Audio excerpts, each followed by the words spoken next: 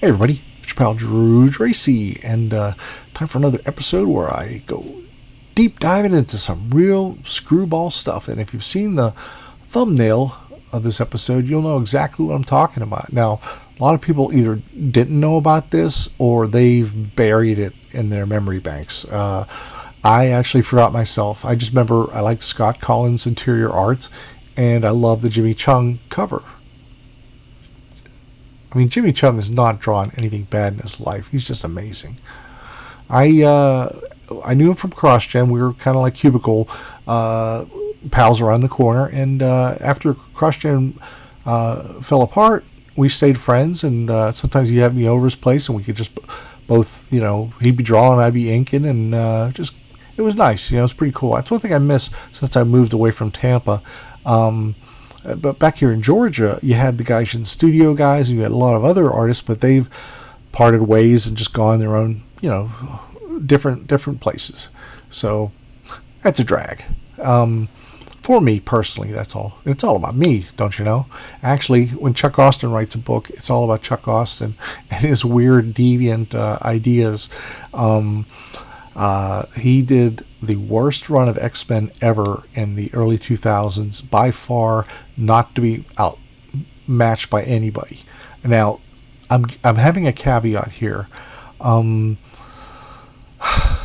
Let's say, like, now continuity is kind of a dead thing. There's just been a lot of different stories and reinventions of ideas and changes, and frankly, say like the stories here won't matter in 2023 to a lot of people because there's so many relaunches and just a lot of weird stuff. So continuity is kind of dead, but for better or for worse, So this is the second worst subplot / plots, just plain dumb idea since Avengers 200, where Carol Danvers as Ms. Marvel is treated horribly, and I'm not gonna cover it, but it's elsewhere all over the internet. Look for Avengers 200, and on the site Comic Tropes, this guy Chris explains it in great detail. And but this is the second, the Hawkeye Wasp thing, second worst idea, and I'm even including the crossing. I know a lot of people who was like, oh, Teen Tony, and Jan turning into a literal wasp type creature, and blah blah blah, and I nodded out at that time too because it wasn't my thing, but I would thumb through them, and I saw it was a natural narrative that caused these events. And when you're doing a monthly book, it may veer sometimes to one way that you like, and it may veer elsewhere. There's just a lot of give and takes when you're reading a monthly comic book for decades. And the crossing is very popular still because, it's more popular now than it ever was because there's an omnibus of it, and there's trade paperback collections of it as well. So it's fully embraced by fans. But there's a subplot in here that I think really should never have happened. Because it's so out of character, like ridiculously out of character. Hawkeye's missing the bullseye he's aiming at. Well, Hawkeye, I thought you never missed. Uh-oh, my imperfection is showing. In front of a pretty lady, no less. Ooh, you flirt. You think I'm pretty? Hey, I'm stupid, not blind. Well, you're smart enough to recognize true beauty when you see it. How's the healing going? Let's show you how. Blah, blah, blah, blah, blah. They have never flirted like this ever. Ever, ever, ever. And, okay, let's say when this came out, the Avengers were about 50 years old or so. 50 or 60. And the thing is, if you truncate all their adventures from this period back to when they first met in Avengers 28 when Giant Man and the Wasp returned to the Avengers, there's been no you could truncate that into like 5 real years, if 5 very busy years, but I'm even being generous at that. It could be like 10 years. So they're yapping at, and Hawkeye says, I'm a total maroon for facing down the wrecking crew all by myself. Why did you do it, Clint? You could have been killed. Yeah, maybe I should have been, but just for being an idiot. It's a real Darwin Award move. I don't know, Jan. I guess I did it for you. For what? For me? for you and for Bobby and that British mother and her kids. Bobby was Hawkeye's deceased wife. I saw the way Hank grabbed you, and I was so afraid what happened to them might happen to you, and I don't know. How can we call ourselves heroes and protect strangers? We can't even protect the ones we love. The ones Clint. Now, the ones we love is just a generality in most people's vernacular. But all of a sudden, it's like a trigger to like, let's start making a... There you go. You're such a good friend. I appreciate you so much. I hope you know that. I hope you always... And then I guess she's going to say, I hope you always love me. But it's so dumb. Dumb. They have never shown anything other than respect for each other and partnership as superheroes, but never a moments of attraction. And mostly because they respected each other.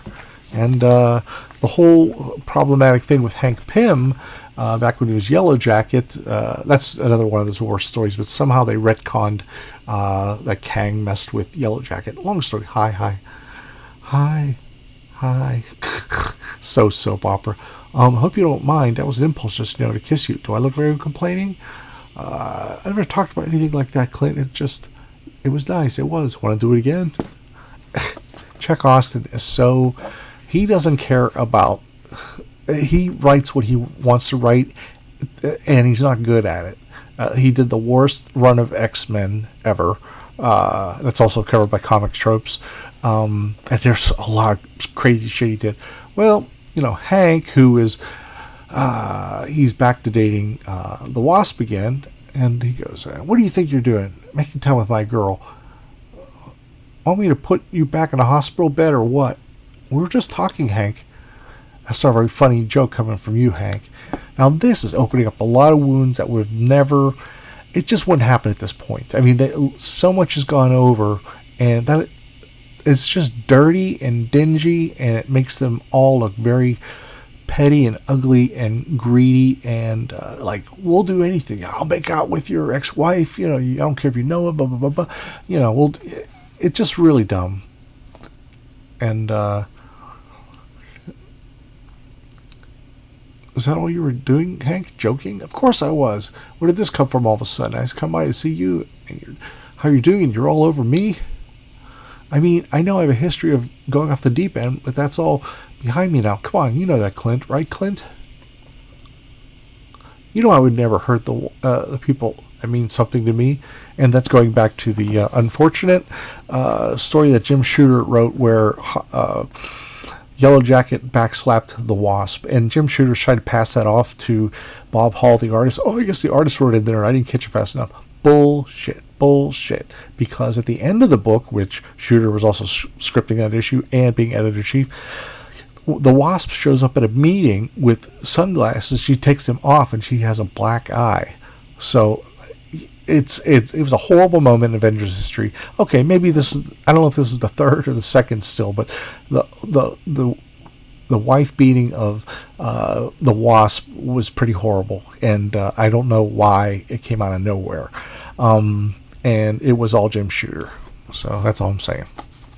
Because he was also a control freak. He would reread those books over and over again and make whatever whimsical changes he wanted to before it went to press. And if you're a writer, editor, you really take a big interest in what you're working on. Okay. Well, they're having breakfast, I guess. And now, Jan, this has nothing to do with Hank, for good or otherwise. It's about you. I've wanted you for so long. I never imagined I could actually be with you. And now you've kissed me, and the genie's out of the bottle, so to speak. What? No. And now it's been proven they've been in bed. Although she has her bra back on. I don't know why. That usually never happens. Usually they do the old drapes over the chest thing. Because it was fun, you have to admit. I do admit. Jan, I don't say it. Don't. Let's just enjoy this. Blah, blah, blah, blah. And then Hank walks in on them. That's a great cover there.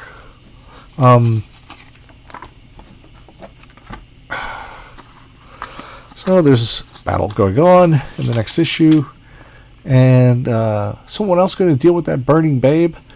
Babe, you think she's a babe? No one's accused you, darling.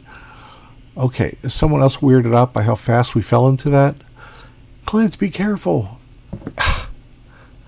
It's so stupid. Stupid. They've never been that way. They would have hooked up a long time before this. Let me see what's else. And I guess that's it for that.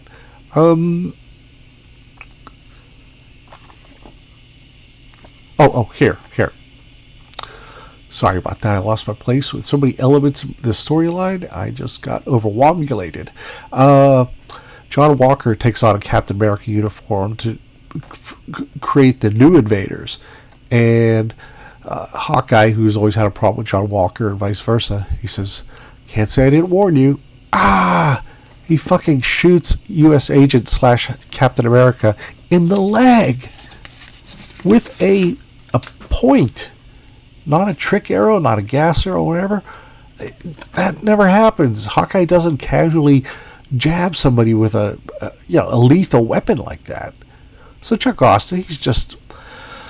I know he wrote some Miracle Man stuff, and maybe this would suit that stuff, but this was just so over the top, and it came out of nowhere. It's like... later on they made it out that Kang the Conqueror had Hank Pym be not really the abusive husband, but he was... Kang the Conqueror made him... made the thing happen, and long story, he basically was exonerated and forgiven, even though he basically was written out of the whole scenario where Hank really didn't do this. And it was basically a way to say, fuck you, there was a stupid Yellow Jacket story in the beginning when you even had him backhand the Wasp. Anyway, this is actually happening. You're not going to see some retcon on this because it's not that big a situation, and it's never addressed again. Well, I think I actually stopped with this. It has reprints of Avengers and Invaders fighting, but it's like that just would never happen. It's like it's not like they're hidden in a trench. There was a Legion of Superhero. I showed you in one of my previous episodes a Legion of Superheroes issue where a bunch of a group of the Legion landed on this planet, and they were kind of away from everybody else, and they became one of those love the one you're with if you can't find the one you love. So it's not like they were trench mates. They were just hanging out, and all of a sudden Chuck Austin decides, oh, wouldn't it be cool if he's like macking on her, and her old man comes in and twice on him, and the second time they're naked. It just Chuck Austin's just not cut out for mainstream superheroes. Like I said, he wrote the worst X-Men run ever. And that there's no doubt for that. I'm sorry. So anyway, my rant is over, and I hope you enjoy this episode. And I've gotten out of my system. Beautiful art, though. A lot of great art. Oh, the Invaders are pretty good, even though the artist heavily uses. This is like 2005. He's scanning figures. That it's weird. I'll cover that another time. Okay. Have a good day. Bye.